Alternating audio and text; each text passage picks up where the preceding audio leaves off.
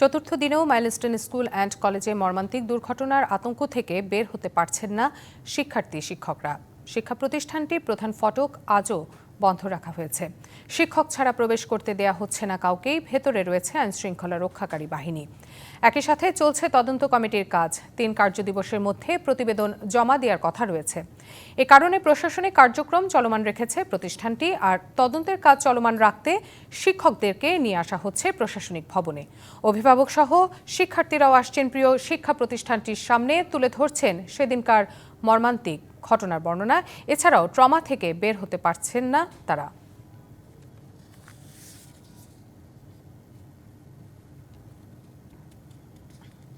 উপর দিয়ে বিমান উড়ে গেল, এখন পড়তে পারে আমাদের উপর, বা একটা আতঙ্ক সৃষ্টি হবে বা ভয় কাজ করবে ভিতরে।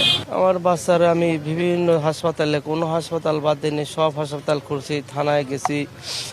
একদিন পরে সিএমএসে আমার লোকজন বসেছিল, আমি বসেছিলাম। পরে আমার মেয়ে আমি দেখে চিনতে পারছি যে আমার মেয়ে হবে, আমার মেয়ে। ওনারা বললো যে আপনারা ডিএনএ টেস্টের জন্য দিয়ে যান, দিয়ে নিয়ে যেতে পারবেন। প্রশিক্ষণ বিমানগুলি আরবান এলাকায় বা নদী বা সমুদ্রের উপরে যাওয়া তারা এই ট্রেনিংটা নিতে পারে। মাইলস্টোন স্কুল অ্যান্ড কলেজে বিমান দুর্ঘটনায় নিহত 2 শিক্ষককে রাষ্ট্রীয় সম্মাননা দেওয়া হবে। উপদেষ্টা পরিষদের বৈঠকে এই সিদ্ধান্ত নেওয়া হয়েছে। সকালে প্রধান উপদেষ্টার কার্যালয়ে উপদেষ্টা পরিষদের নিয়মিত বৈঠক অনুষ্ঠিত হয়। বৈঠকের শুরুতেই মাইলস্টোন স্কুল অ্যান্ড কলেজে বিমান দুর্ঘটনায় নিহতদের স্মরণে শোক প্রস্তাব গ্রহণ করা হয়। তাদের আত্মার প্রতি সম্মান জানিয়ে 1 মিনিট নীরবতা পালন করা হয়। মর্মান্তিক এই দুর্ঘটনায় নিহতদের পরিবার এবং আহতদের চিকিৎসা সেবায় সরকারের পক্ষ থেকে প্রয়োজনীয় সকল সহায়তা দেওয়ার সিদ্ধান্ত নেওয়া হয়। এ লক্ষ্যে শিক্ষা মন্ত্রণালয় স্কুল কর্তৃপক্ষের সাথে আলোচনা করে পরবর্তী পদক্ষেপ নির্ধারণ করবে। এছাড়া নিহতদের আত্মার মাগফিরাত এবং আহতদের সুস্থতা কামনা করে শুক্রবার সকল ধর্মীয় প্রতিষ্ঠানে বিশেষ প্রার্থনা করা হবে। মাইলস্টোন স্কুল অ্যান্ড কলেজে দুর্ঘটনায় আহতদের বেশিরভাগেরই 60 থেকে 70% দগ্ধ। চিকিৎসকদের মতে দেহের 30% পুড়ে গেলেই সেটাকে মারাত্মক ক্ষত হিসেবে ধরা হয়। বার্ন বিশেষজ্ঞরা বলছেন, গভীরভাবে পোড়া রোগীদের ক্ষেত্রে দেহের অন্যান্য অঙ্গগুলো ঠিকমতো কাজ করার ক্ষমতা হারায়। সে কারণে তাদের বাঁচানো কঠিন হয়ে পড়ে। মাইলস্টোন স্কুলে বিমান দুর্ঘটনায় আহতরা চিকিৎসা নিচ্ছেন জাতীয় বার্ন ও প্লাস্টিক সার্জারি ইনস্টিটিউটে।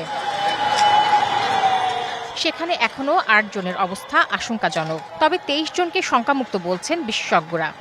বার্নের পার্সেন্টেজ কেমন, বার্নের থিকনেস কেমন, সাথে ইনহেলেশন ইনজুরি কেমন, এইগুলোর উপরে বেস করেই আমরা বার্নের এই সিভিয়ারিটিটা আসলে নির্ধারণ করে থাকি।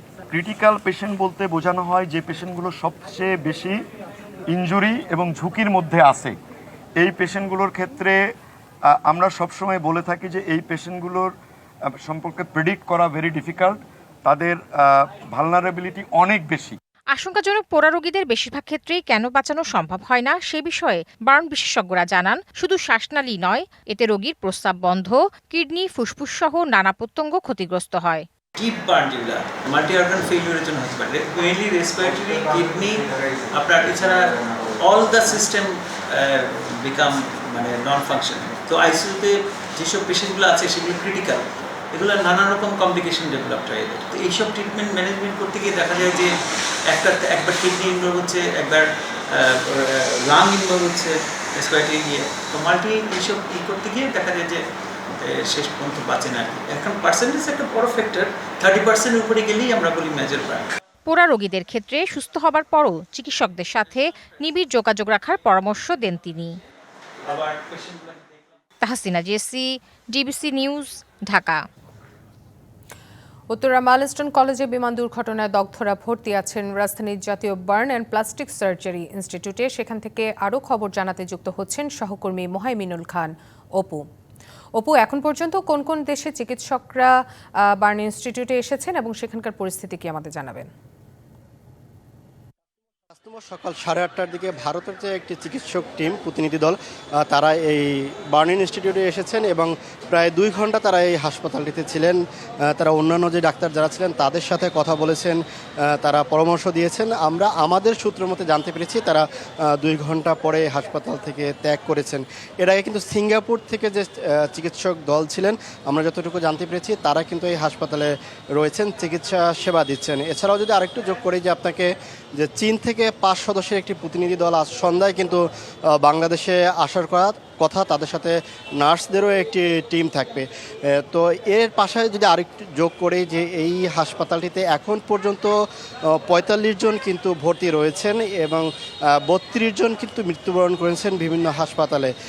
এছাড়া কিন্তু 8 জন দগ্ধ রোগী কিন্তু আইসিইউতে রয়েছেন, যাদের অবস্থা আশঙ্কাজনক, এমনটা কিন্তু ডাক্তাররা গতকালকে বলেছেন। তবে আজকে এখন পর্যন্ত কিন্তু তারা গণমাধ্যমের সামনে কোনো কথা বলেননি। তবে আমরা যতটুকু জানতে পেরেছি যে বিকেল নাগাদ অথবা সন্ধ্যার পরে তারা সাংবাদিকদের সাথে কথা বলবেন। তারা এই 3টি দেশ থেকে যে একটি দেশ আসবে এবং 2টি ইতিমধ্যে এসেছেন এবং হাসপাতাল পরিদর্শন করেছেন, রোগীদের দেখেছেন, তাদের বিষয়ে আরও বিস্তারিতভাবে তুলে ধরবেন। আমি যদি আরও একটু যোগ করি যে এখানে যে সেনাবাহিনীর 2 প্লাটুন বিজিবি সদস্য তারা কিন্তু রয়েছেন নিরাপত্তার স্বার্থে এবং পুলিশ সদস্যরাও কিন্তু রয়েছেন, পাশাপাশি র্যাবেরও কিন্তু আমরা র্যাব সদস্যদেরও কিন্তু আমরা এখানে দেখতে পেয়েছি। মোট কথা বলা চলে যে এই হাসপাতালে এখন যারা 45 জন রোগী চিকিৎসা নিচ্ছেন, এই চিকিৎসা সেবায় কোনো যাতে ব্যাঘাত না ঘটে সে কিন্তু তারা এখানে নিরাপত্তার দায়িত্ব রয়েছেন এবং সাংবাদিক যারা রয়েছে তারাও হাসপাতালের বাইরে থেকেই তারা কিন্তু তাদের কাজ করছেন এবং অন্যান্য যে চিকিৎসা যারা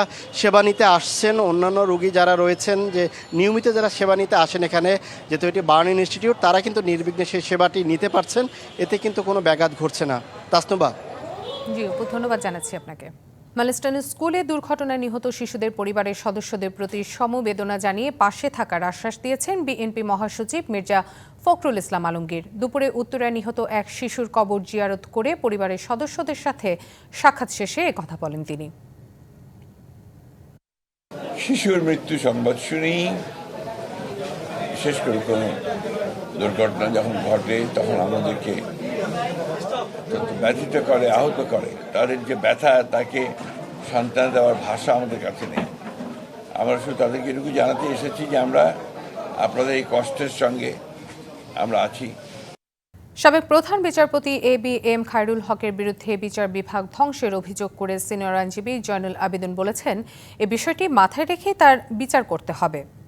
সংবিধানের ত্রয়োদশ সংশোধনীর মাধ্যমে তত্ত্বাবধায়ক সরকার ব্যবস্থা বাতিলের রায়ে অভিযুক্ত খায়রুল হককে গ্রেপ্তার প্রসঙ্গে এই মন্তব্য করেন তিনি। ভোরে রাজধানী ধানমন্ডি থেকে পুলিশ গ্রেপ্তার করে খায়রুল হককে।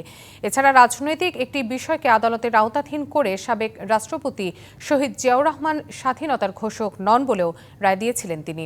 সবশেষ টানা 10 বছর আইন কমিশনের চেয়ারম্যান ছিলেন সাবেক এই প্রধান বিচারপতি।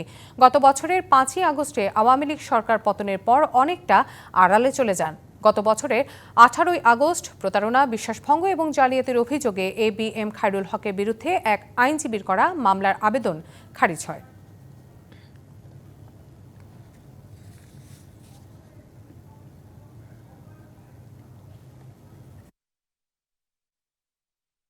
বলেছিলাম অনেক আগেই খায়রুল হক দেশেই আছে, তাকে গ্রেফতার করেন। এই ধরনের কর্মকাণ্ড করলে কোন বিচারপতি কেউ পার পাবে না। খায়রুল হক ভেবেছিলেন যে পালিয়ে বেঁচে যাবেন। আমি তখনও বলেছিলাম, 2012 সনে বলেছিলাম, আপনার বিচার অবশ্যই জনতার আদালত। এনসিপির জুলাই পদযাত্রা এখন আছে ব্রাহ্মণবাড়িয়ায়। এখানে কর্মসূচি শেষ করে দেশ গড়ার এই অভিযাত্রা যাবে হবিগঞ্জে। সকালে ব্রাহ্মণবাড়িয়া সার্কিট হাউসে জুলাই অভ্যুত্থানে আহত এবং শহীদ পরিবারের সদস্যদের সঙ্গে সাক্ষাৎ করেছেন এনসিপির কেন্দ্রীয় নেতারা। এছাড়া জামিয়া ইসলামিয়া ইউনুসিয়া মাদ্রাসায় যান সার্জিস আলম এবং আক্তার হোসেন। এরপর দুপুরে শহরের কিউতলি থেকে শুরু হয় পদযাত্রা। সেখান থেকে দুপুরে পৌর মুক্ত মঞ্চে পথসভায় অংশ নেন তারা বলছেন, পদযাত্রা কর্মসূচির মাধ্যমে জনমত গড়ে তোলাই তাদের মূল লক্ষ্য।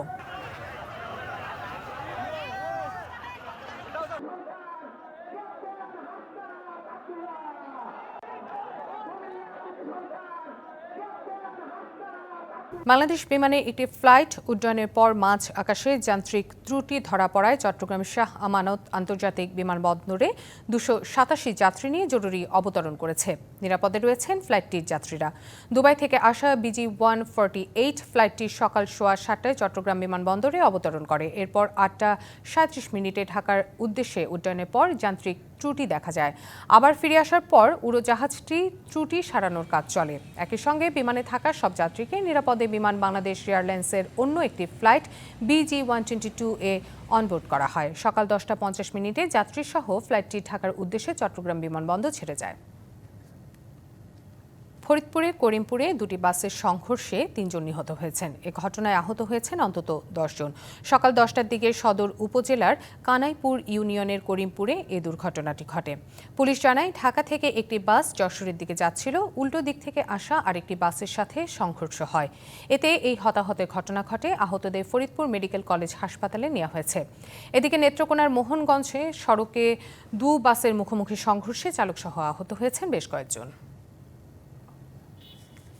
চট্টগ্রামের রাষ্ট্রদ্রোহ 5 মামলায় কারাবন্দী সনাতনী জাগরণ জোটের মুখপাত্র চিন্ময় কৃষ্ণ দাস ব্রহ্মচারীর জামিন আবেদন নামঞ্জুর করেছে আদালত। মহানগর দায়রা জজ আদালতের বিচারক মোহাম্মদ হাসানুল ইসলাম শুনানি শেষে এ আদেশ দেন। গত 6 মে আইনজীবী আলিফ হত্যা মামলাসহ আরও 4 মামলায় চিন্ময়কে গ্রেপ্তার দেখানোর নির্দেশ দেয় আদালত। গেল বছরের 26শে নভেম্বর চিন্ময় দাসের জামিন নামঞ্জুর করে কারাগারে পাঠানোকে কেন্দ্র করে সংঘর্ষের সময় আইনজীবী আলিফকে কুপিয়ে এবং পিটিয়ে হত্যা করে তার অনুসারীরা। ঘটনার 4 দিন পর আলিফের বাবা 31 জনের নাম উল্লেখ করে এবং অজ্ঞাত 10 থেকে 15 জনকে আসামি করে একটি মামলা দায়ের করেন। এছাড়া আইনজীবীদের উপর হামলার ঘটনায় আলিফের ভাই 116 জনকে আসামি করে আরেকটি মামলা করেন। এছাড়া পুলিশের উপর হামলা এবং কাজে বাধা দেওয়ার অভিযোগে আরও 3টি পৃথক মামলা হয়েছে চিন্ময় দাসের বিরুদ্ধে। তুরস্কের পশ্চিমাঞ্চলীয় ইস্কেশহীর শহরের কাছে ভয়াবহ দাবানলের সৃষ্টি হয়েছে। ঘটনায় এখন পর্যন্ত 10 বোন এবং উদ্ধারকর্মীর মৃত্যু হয়েছে। মঙ্গলবার সকাল থেকে ইস্তাম্বুল এবং রাজধানীর আঙ্কারার মধ্যবর্তী অঞ্চলে দাবানল ছড়িয়ে পড়ে। তীব্র তাপদাহ এবং প্রবল বাতাসের কারণে আগুন নিয়ন্ত্রণের বাইরে চলে যায়। এর ফলে কয়েকটি গ্রাম থেকে বাসিন্দাদের সরিয়ে নিতে হয়। আগুন হঠাৎ দিক পরিবর্তন করায় 24 জন উদ্ধারকর্মী আটকা পড়েন বলে জানায় তুরস্কের একজন সংসদ সদস্য এবং দেশটির গণমাধ্যম। তাদের মধ্যে 14 জনকে হাসপাতালে ভর্তি করা হয়েছে। ডিবিসি সংবাদে এই ছিল এখনকার মতো। ডিবিসির সঙ্গে থাকুন।